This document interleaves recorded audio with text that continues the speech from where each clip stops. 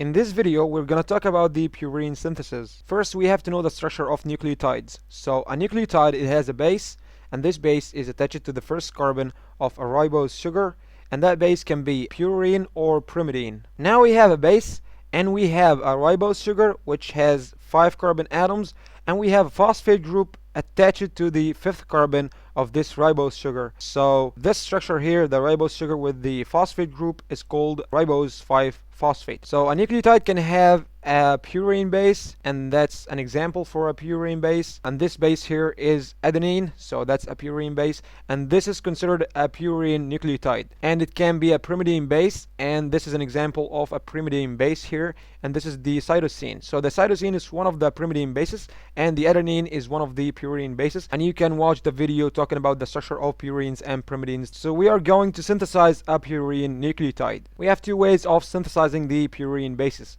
First, we can synthesize the purine nucleotides from scratch, which means we are going to synthesize it piece by piece, and that's the first one. And it's called de novo synthesis of purine, which means we're going to synthesize a new purine nucleotide. The other way of synthesizing the purine base is not from scratch, but we are going to add two components that make up the purine nucleotide. So here is the first component, which is the ribose 5-phosphate, and the other one is the base, so it is the purine base. So this is a purine base, and we are going to attach the 9th nitrogen atom to the first carbon atom here. So this is the purine nucleotide, as you can see here.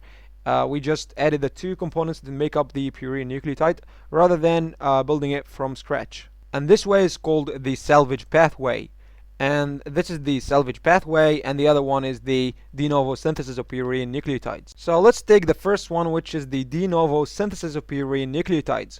So first we are going to start with the ribose 5-phosphate, and we already know the structure of the ribose 5-phosphate. It is a ribose sugar, so 5 carbon atoms, and we have a phosphate attached to the 5th carbon, and it is considered alpha here because the hydroxyl group attached to the first carbon is in the opposite direction of the phosphate attached to the 5th carbon of the ribose. If it's in the same direction, it will be considered as a beta ribose. Now, by the help of an enzyme called PRPP synthetase, it's going to synthesize the PRPP, and this is the PRPP. It is similar to the ribose 5-phosphate. The only difference, look at the hydroxyl group at the first carbon. It is replaced by 2 phosphate groups, which means pyrophosphate. So now the name is PRPP, which means 5-phosphoribosol. So there is a phosphate at the 5th carbon, and 1, which means at the first carbon there is a pyrophosphate, which means 2 phosphate groups. So you're maybe wondering now, where did we get that pyrophosphate from? So we got it from ATP. By turning an ATP into AMP, we get 2 phosphate groups. And the next reaction, we are going to replace the pyrophosphate by an NH2. And the NH2 is an amino group. So we are going to expel out the pyrophosphate, and now we are going to replace the pyrophosphate by an amino group. So the enzyme here is the PRPP aminotransferase, which means the enzyme that's going to transfer an amino group to the PRPP. So we are going to get an amino group from glutamine. So glutamine is just a glutamate with NH2. So glutamine is glutamate plus NH2. So if we turn the glutamine into glutamate, now we have free NH2. And that enzyme is going to use this NH2 and is going to add it. And now the pyrophosphate is replaced by NH2. And this is now called 5-phosphoribosol, which means there is phosphate at the 5th carbon. Ribosyl amine, which means there is amine at the ribose. And this is considered as a beta ribose because the NH2 at the first carbon is in the same direction of the phosphate group at the 5th carbon, so this is beta. But here the hydroxyl group at the first carbon is in the opposite direction of the phosphate group at the 5th carbon, so this is considered an alpha. So if it's in the opposite direction, it's alpha, and if it's in the same direction, it is a beta. After we got the 5-phosphoribosylamine in the last reaction, now we are going to turn it into a purine nucleotide. So from the 3rd reaction to the 11th reaction, we are going to turn the 5-phosphoribosylamine into inosine monophosphate, and the inosine monophosphate, or the IMP, is one of the purine nucleotides.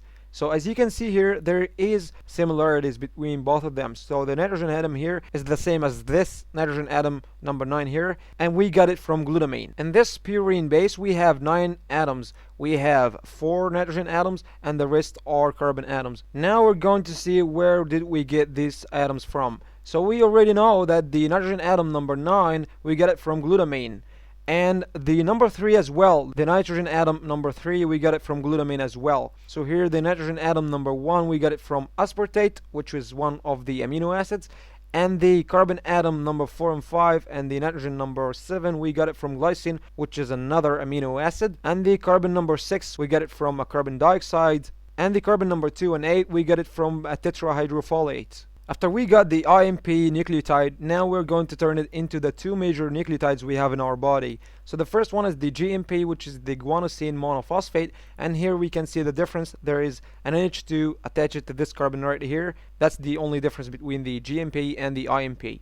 And we can turn it into AMP, and that's the second one, which is the adenosine monophosphate, and that's the second major purine nucleotide in our body. And here we can see the difference, that there is an oxygen here and it's replaced by NH2 right here. Turning an IMP into AMP or GMP takes two reactions. So first we are going to start with the first two reactions that turn an IMP into AMP. So first we are going to replace that oxygen with NH2. But that will take two steps. So first we are going to add aspartate. So this is the structure of aspartate, and there is the NH2. We are going to attach the aspartate to this nucleotide through the NH2. So as you can see, this is the NH here, and this is the same as this one right here. So this oxygen here is going to be replaced by this NH2 right here, and this is the structure. This structure is called adenylosuccinate. So the enzyme used is called adenylosuccinate synthetase, which means the enzyme that's going to synthesize the adenylosuccinate. In the next reaction, we are going to break the bond between the NH and the rest of the structure of the aspartate. So the rest of the structure of the aspartate without the NH2 is just called fumarate. So we are going to release a fumarate molecule, and now we have the NH2 left at its place right here.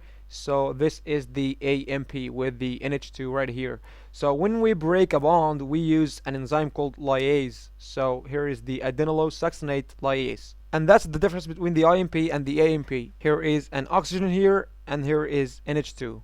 Now the other two steps to form GMP from IMP. The only difference between IMP and GMP is that the GMP has NH2 attached to this carbon right here. So in the first reaction we are going to attach an oxygen atom to this carbon, and in the second reaction we are going to replace that oxygen with NH2. So to get an oxygen atom, we're going to get an H2O, and we're going to use NAD+, and we're going to turn it into NAD H plus H plus. That means that we took those two hydrogen atoms and we added them to NAD plus, and now we are left with one oxygen atom, and this is done by the enzyme IMP dehydrogenase. And now we formed a structure called synthesine monophosphate, and this is the oxygen atom right here. Now we're going to replace this oxygen with NH2. So we're going to do a similar thing that we talked about before. So here is the glutamine, and it's turned into glutamate. Now we have a free NH2. So the oxygen atom right here is going to be replaced by that NH2. And now we formed GMP, which is guanine monophosphate. Here is the NH2, and the enzyme for that is the enzyme that's going to produce the GMP. So it is called a GMP synthetase. The salvage pathway is pretty easy. Now we have a ribose 5-phosphate, and we're going to add it to the purine base, and that's gonna make us a purine nucleotide. Purine nucleotide is made of ribose 5-phosphate here and purine base right here, and we talked about that before.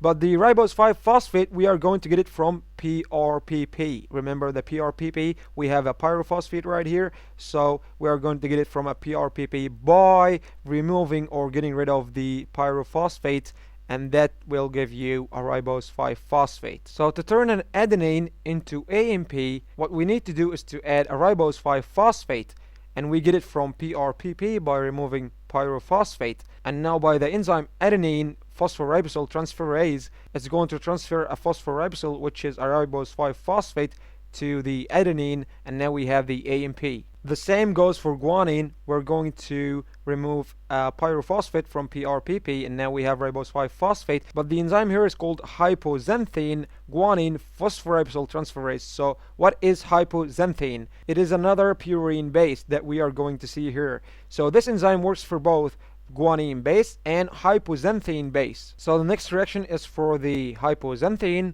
and now we have the hypoxanthine. And guess what? The nucleotide here is IMP. So the base of the inosine monophosphate, it is called a hypoxanthine base. Okay, and the enzyme is the same as we said, it is the hypoxanthine guanine phosphorypsyl transferase.